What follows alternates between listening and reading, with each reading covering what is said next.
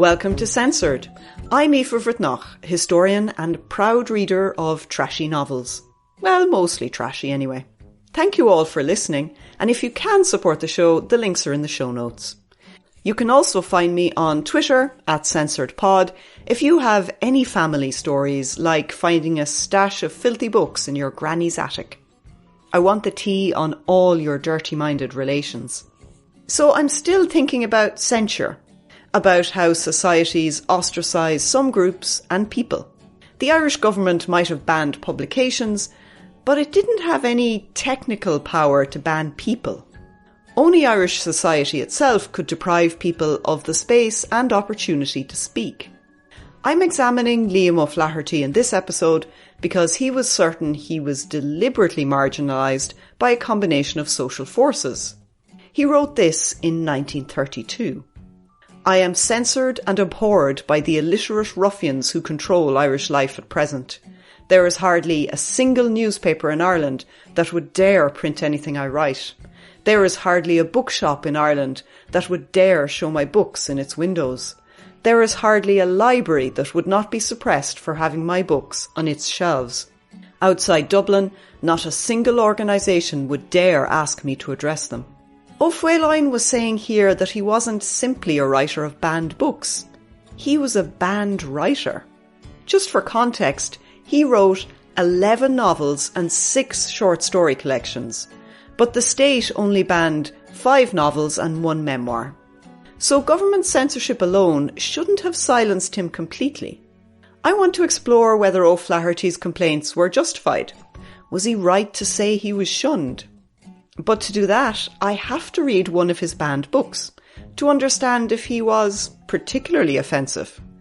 Maybe his marginalisation happened because he was really rude. So I'm looking at the Martyr from 1933 to see if it was dirty enough to create long-standing offence. My guest today is Teresa Dunn, PhD student from NUIG. She is exploring masculinity in post-independence Ireland through bilingual writers like Liam O'Flaherty. Hi Teresa, welcome to the podcast. Hi Aoife, thanks for having me. No, thank you for suggesting this interesting writer and extraordinary book. Yeah, no, I'm really excited to talk about Liam O'Flaherty and especially The Martyr. It's fantastic, yeah. Yes, so the book we've chosen, because he had a number of books banned, so we've chosen The Martyr, which is a novel about the Civil War in Ireland. And it's only the second O'Flaherty novel I've actually read, because like lots of people, I've read The Informer. And to be honest, it's completely different. I was quite staggered by how furious he is. He's raging at everybody. He's got diehard Republicans, the Free State, the local priests, the communists, women. I mean, nobody gets away with it in this novel. Can you make any sense of the anger? Is O'Flaherty directing it at some people more than others, do you think? Yeah, I think there's a noticeable shift kind of from his earlier writings when he gets banned, and all of the subsequent books after that. They're very, very angry compared to his earlier works. And most people will be have only read The Informer. It's his most popular novel. And you get a sense of some of the graphic violence and the political intrigue in that novel, but you don't get the very, very brutal violence that you get in these books and the very angry tone, starting with The Return of the Brute, which was his World War I novel set in the trenches, and then House of Gold, which was the first book censored in Ireland. He's just so angry at the priests, the politicians, the peasants, the publicans. I think it comes from his own personal experience as a British soldier and a Republican and a communist. He was also an ex-religious man. He went for the priesthood. So it's a very personal hatred, bound up with his own ideologies as well. Yeah. He had quite an interesting biography then, didn't he? He seems to have been an unusual character. Yeah, just shifting between so many different spheres of influence. I think it helps to kind of make the hatred even more personal, because all these people are kind of bits of himself, you know, because he does bring in the kind of ex-British soldier in the Martyr, and he has the ardent Republicans and the communists. And then a lot of his earlier work explores that kind of loss of his faith, and that anger towards the church. So I think that's where that anger is why it's so intense, in particular against religious institutions and kind of bourgeoisie, free staters. You know, it's communism, and it's his like just anger at the state of the peasantry and how they're being treated is just so palpable in all those books. But yeah, especially The Martyr. And it's set in a small little town in Kerry, so it's not set in a big city or, you know, so it's quite an interesting angle to look at both urban and rural, I think. And then he has lots of foreigners coming into this almost, as in there's the communist has come from America, but he's an Irish American, and he takes this small little place and he makes it a nexus of all of these different forces, doesn't he? Yeah, he's kind of interested in these people who get involved in conflicts that aren't their own. And I think there's a bit of that this kind of influence of the Spanish Civil War, and the way, say, a lot of Irish kind of fighters from the Civil War, kind of disillusioned, would have gotten involved in that. And he kind of sees the different people coming in. And he himself would have been coming from World War I into this conflict, and would have been an outsider-insider kind of thing. So I think he's interested in exploring that and how they fit into the narrative, and how their kind of misunderstandings of the social landscape kind of helps to get them all mixed up in this, in this conflict they don't really understand.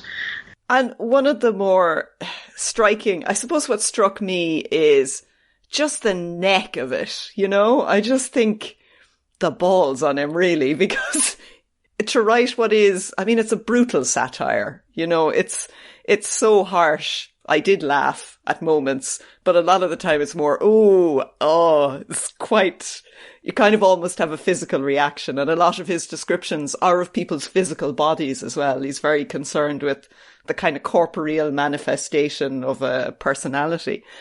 And one that really struck me was the figure of Miss Fitzgibbon. I mean, I actually kind of went, oh no, is this Constance Markievicz? Is this like the great heroine?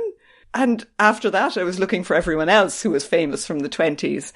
Did contemporaries sort of think, oh my God, these are real people that we all know? And was that part of the reaction to it?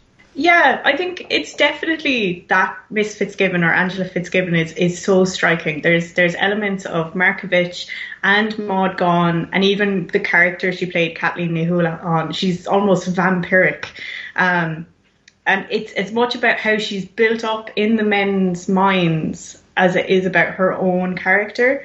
I'm not sure about, say, more famous characters like De Valera or Collins or anyone, but there's a very distinct kind of Terence McSweeney type to the character of Crosby. It's almost like if Terence McSweeney was alive, what would he be like, and how would he fit into this? Because he's just such a pathetic character, and it's the antithesis to the heroic kind of image we have of Terence McSweeney. But there would have been way more people who survived hunger strikes than died. So these people with kind of life, he very physically describes the way Crosby struggles to get around and things, and you're kind of struck by that, and it's both pathetic and then really pitiful as well. I think that these kind of expressions wouldn't have really irked too many people, because it just didn't get a chance, because it was immediately censored upon publication, and all of his books were published outside of Ireland first, so it was very easy to just stop them from getting in. Another figure that is reminiscent of somebody in particular is Tyson. He's kind of seems to be modelled on the Free State Brigadier Paddy Daly, who's implicated in many of the crimes committed in Kerry, particularly during the Civil War and the Ballyseedy massacre. So this would have been very personally inflammatory to him, and a huge blow to the government as well in their kind of state building enterprise. But it just didn't get to land the blow that I feel O'Flaherty genuinely wanted. I found an unpublished letter that he wrote to Francis Stewart, the writer as well, where he did express his intention to write a Civil War novel, and he said to him, let's stir them up. He wanted to provoke that reaction, and I think even if the censors read it or if they didn't, I think they knew just by his own character that that's what he was doing, and immediately censored the book. And it's very hard to get secondhand. It's incredibly difficult to even get it in university libraries. In NUIG, I think it's in the special collections and you have to go in and read it. So it was fantastic to see that it was republished in 2020 by Newish Gaelta, because, you know, otherwise we wouldn't have this lovely book. And it was the last one, wasn't it, that's been republished. So it kind of got forgotten about even in the republication and the rediscovery of O'Flaherty.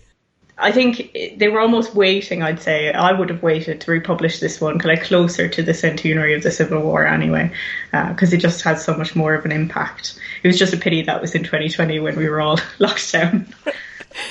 It would be very provocative to consider it in the context of the decade of centenaries, really, because that Tyson figure is clearly he's like the heavy gang of his day, as in he goes in to rough people up and to torture them, and he is given free rein in a way. Like a blind eye is turned to him by the colonels, by the men who wear all the badges, who are like, well, you know, it's kind of useful, but I can't really condone it. And it's a really fascinating example of how military atrocities can happen in the command chain and everything.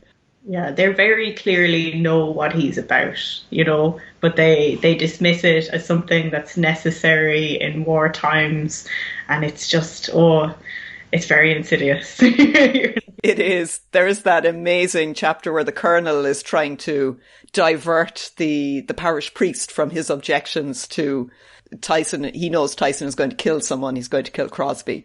And he comes storming in, and then he gets slowly and very cleverly just put off track, and they end up having dinner and champagne and forget about it. It's interesting to see that angle of like the parish priest. You know, often there's this kind of narrative that the priests are in control, but here we see the Free State government kind of very cleverly manoeuvring the priest as well, like out of this situation that's kind of useful to use the church when they need it, but then when they don't need that kind of authority, they'll kind of make their own. It's, yeah, very clever stuff. Very clever, and interesting to see on a local level, instead of talking always about the bishops, who obviously get a lot more deference, you know, because they write to the top civil servants. But this is just a small little encounter in a village. And I think that's what gives it that potency, really.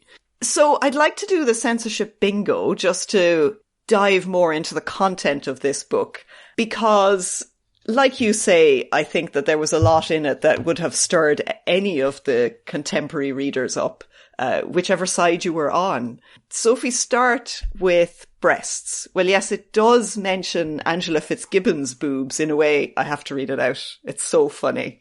Her breasts swell slightly beneath the base of her throat, like two round blocks of pure white ivory slightly tinged with blue. I actually had that one underlined as well. He's a great man for the descriptions of breasts. I don't think he's able to describe a woman without a very, very, I don't know, lengthy description of her breasts. Definitely a boob man. Yes, he's a man for the boobs. Yeah, so we have to take that. I think that's the most obvious boob reference, but there are definitely more boobalicious moments. Oh yes, some of the ladies who work with Crosby, he talks about their bosoms all the time. The next one is bestiality. Now, I have to say, I don't think he accused anyone of that. No, I don't think so. No. Sex work. Yes, there is a character who's a spy double agent and who is described as starting as a prostitute almost. Yeah, Kit is she's described as not a whore, but acting like a whore. But she's very much seems to be a kind of pseudo sex worker. I'm not sure if she's getting any kind of profit out of it, but there's there's a kind of hint at her being a sex worker and using sex to get information at the very least from people. Yeah. And she did sleep with, was it Tyson? There's an actual sex scene. Yeah, Sheehan. She slept with Sheehan, which is a very weird scene, but we'll get on to the other details of that too. That is well strange, that one. Next up, racism. Well, I mean, the N-word does appear. Yes. And I think at one stage as well, Angela Fitzgibbon is described as possibly having Mongolian blood. There's some very weird racialized descriptions, yeah. Yeah, we take it for that. And then there's drugs. Now, there isn't any, like what we would consider drugs, but I think the way that he talks about how alcohol is used by the soldiers suggests a kind of, a use of it as a drug in wartime to enable terrible things to happen. Yeah. And he often uses whiskey interchangeably with poitín, so it's hard to tell whether they're drinking whiskey or poitín. So there's obviously a lot more effects associated with poitín as well. There's kind of a frenzy associated with the alcohol here, so I would be inclined to take it. I don't know what your standards would be for it. Yeah, I mean, loads of books have alcohol in them, but it tends to be more a prop. But I think in this case, it's part of the narrative of the war and the violence. So yeah, I think we can tick that. And then politics. Well, obviously, it's just one big political rant. Definitely. Swearing. Actually, no, I didn't spot any cursing. There's kind of a lot of Christ and Jesus and stuff like that, but it's quite timid when it comes to swearing, to be honest. Yeah. I do like his use of idiom. It's quite good at points. I think he catches something. Now, it looks really old-fashioned now to end a sentence from a Kerry person with "aroo." Yeah. But, people did speak like that, so it's not stage Irish. There's a lot of bad cess to you as well. Yeah. Yeah. That's the closest to a curse, really, I think. Yes. Yeah, it's quite polite. So I don't think we can really tick that. No. Then infidelity. I didn't think anyone was really married. No, I don't think anyone was married. There was the suggestion that Kit was in some kind of relationship with Charlie, and then she cheats on him with Sheehan. But I don't know if you could call that infidelity, because they're definitely not married. Yeah, I don't think that counts, really. As a sin. Yeah. And then crime. Well, yeah, I think he's really interested in ideas of legality and proportionality and punishment. Yeah. There's definitely at least one war crime. Yes. Oh, but the torture den that Tyson creates, that is insane. With all those, what is it, like sheets with drawings of tortured bodies on them? What? It's a bit much, but it really hammers home how evil this man is. Yeah. Yes, depraved. And then there's genitalia. Well, no, I didn't think so.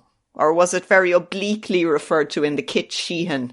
I'm not sure. I have something underlined here, and I'll read it out. So I think there's something to do with the guns. There's a suggestion with the guns.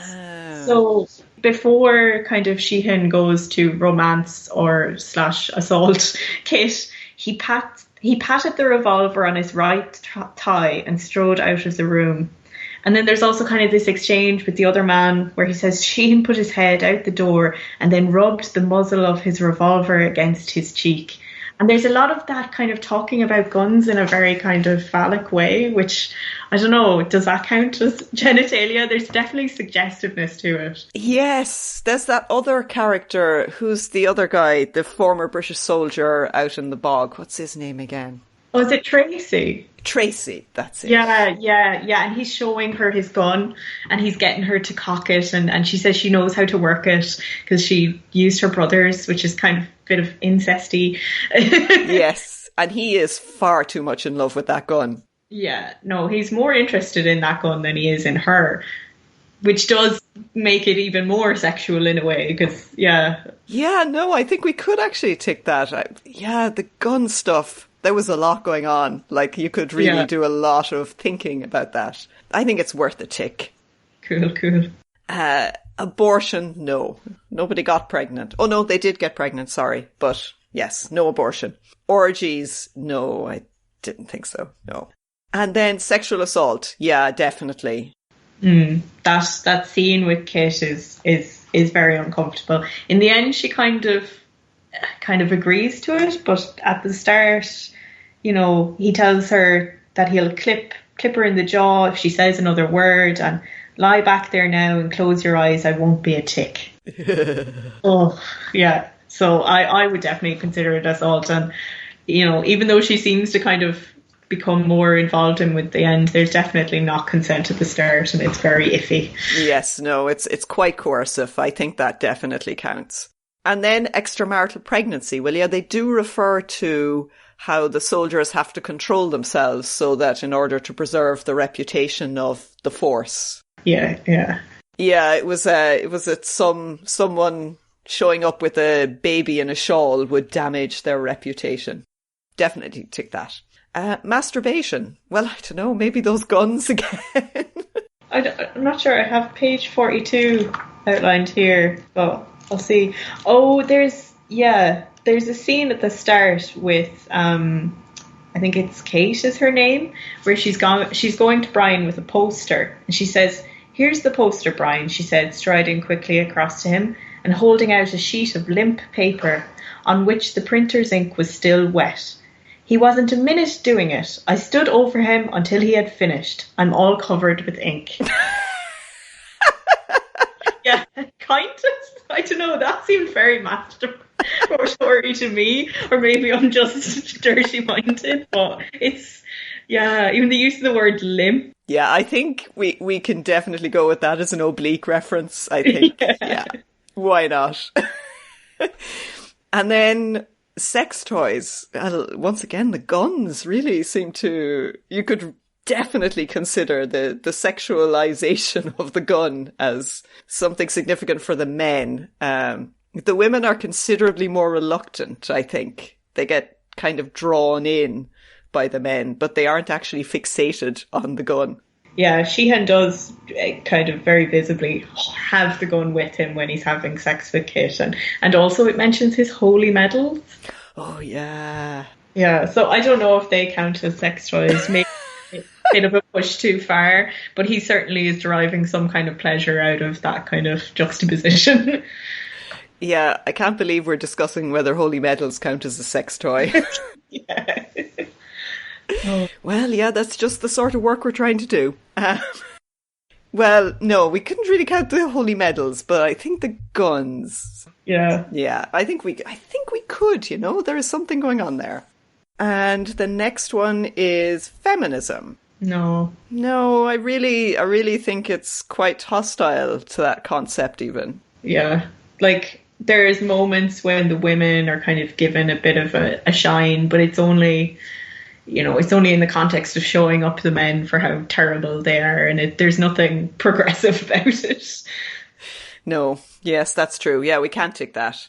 And then divorce, well, no, marriage isn't important in this story. Contraception. I didn't notice any... I don't think the men are worried about that. They're more worried about the woman showing up in the shawl with the baby, but, not enough to use contraception. Yeah, no, nobody seems to be worried about that. And like you say, the women aren't really proper characters, so they don't have an interior life in the same way. And the next one, menstruation. No. Oh, blasphemy. Well, I think there are lots of things that would offend the religious in this. Yes, yeah.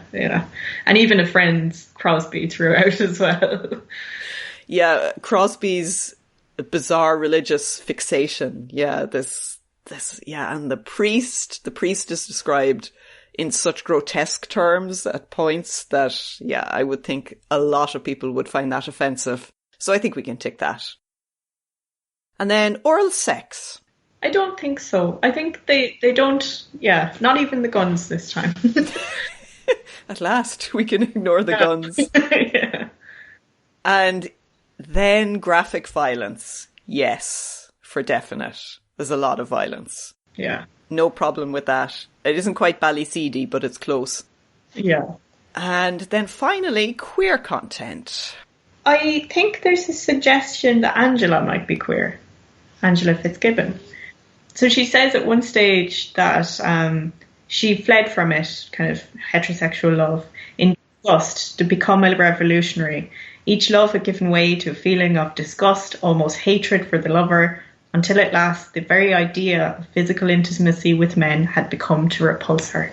Ooh. So I think there's a bit of a nod there to Markovich's sister, Eva Gore Booth, who was herself queer and wrote lots of sapphic poetry. So I think there's a hint there, a nod to Eva Gore Booth maybe, that she might be queer or even asexual. She's certainly not interested in sex with men anyway. Yes. Yeah, there is something, I suppose, sexually transgressive about Angela Fitzgibbon's expressions of her sexuality in lots of ways, and that's just one of them. Yeah, I think that's a good point. We could take that one.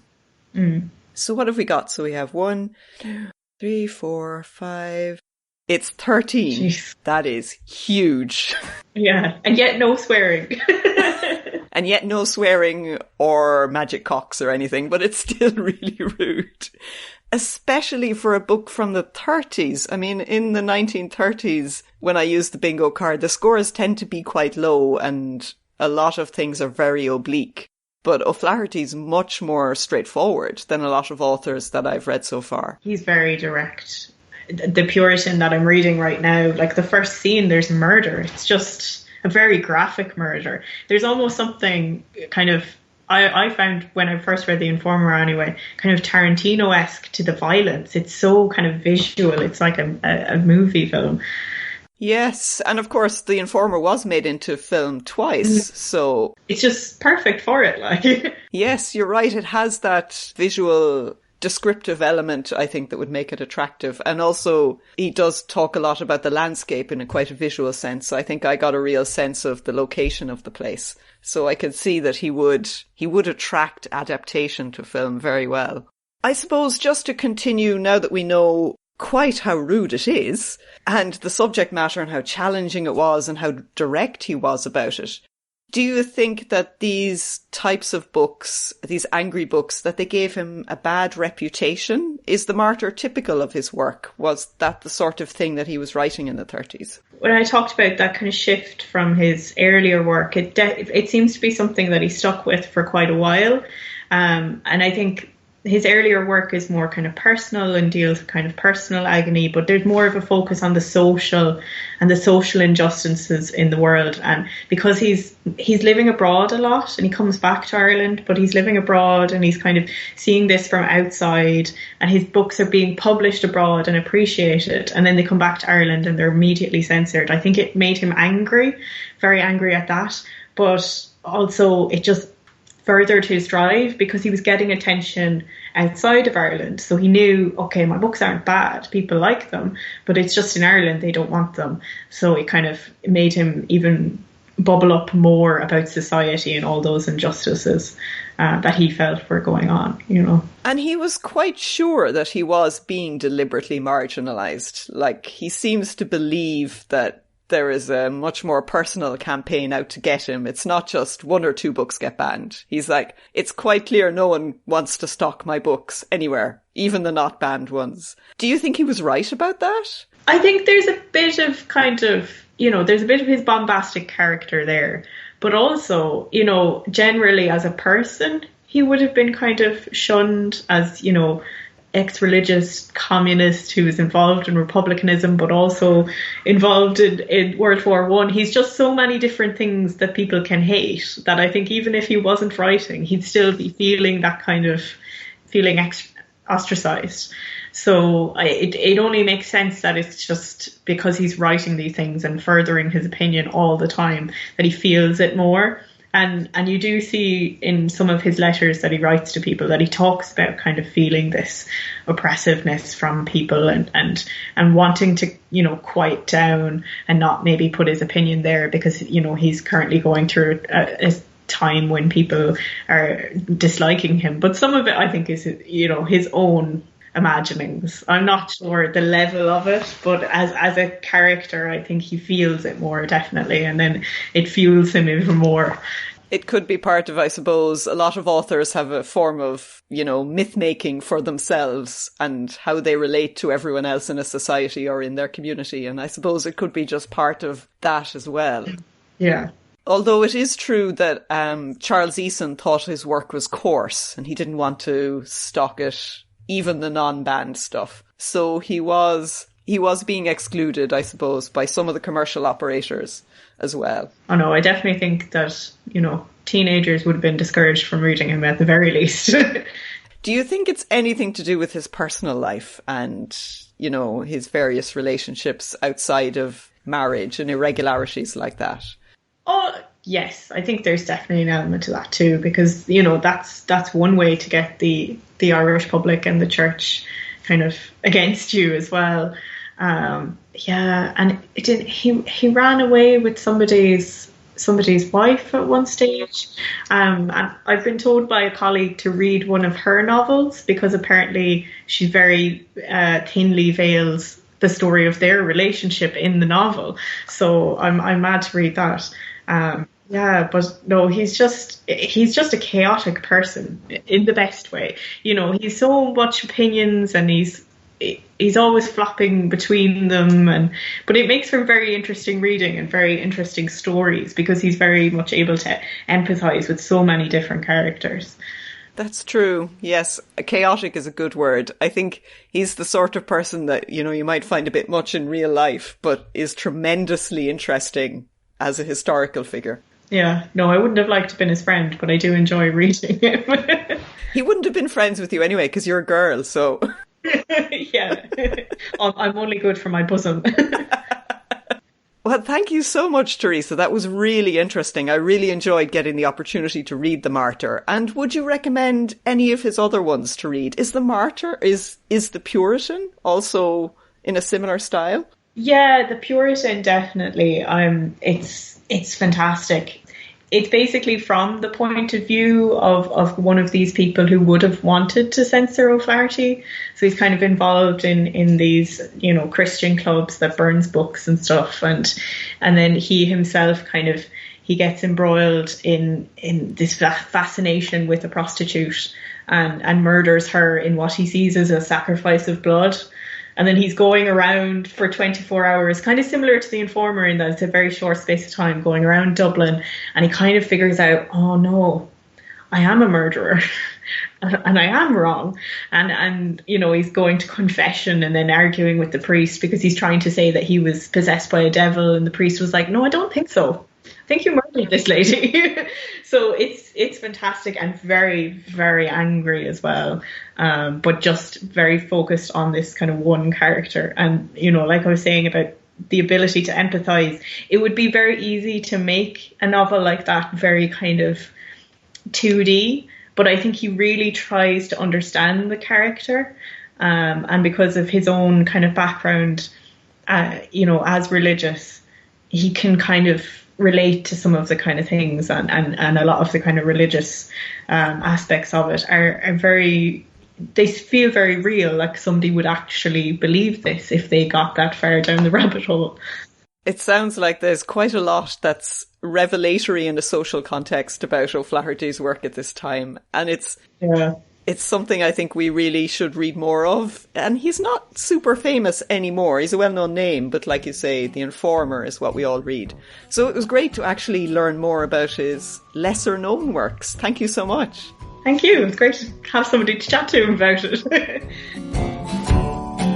Well, I think that proves O'Flaherty was cheeky enough to offend many people. I think he was ostracised, but it's hard to know exactly why. Was it because of his sharp tongue, his political radicalisation, or his adulterous personal life?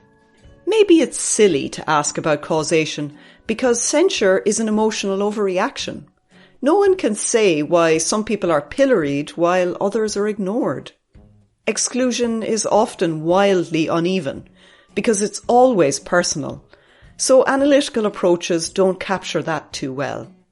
But I do think anyone who called Catholic priests soot-hand bullies of the Lord was going to have a hard time in Ireland. His prolific output sold very well abroad, but he was pretty much invisible at home.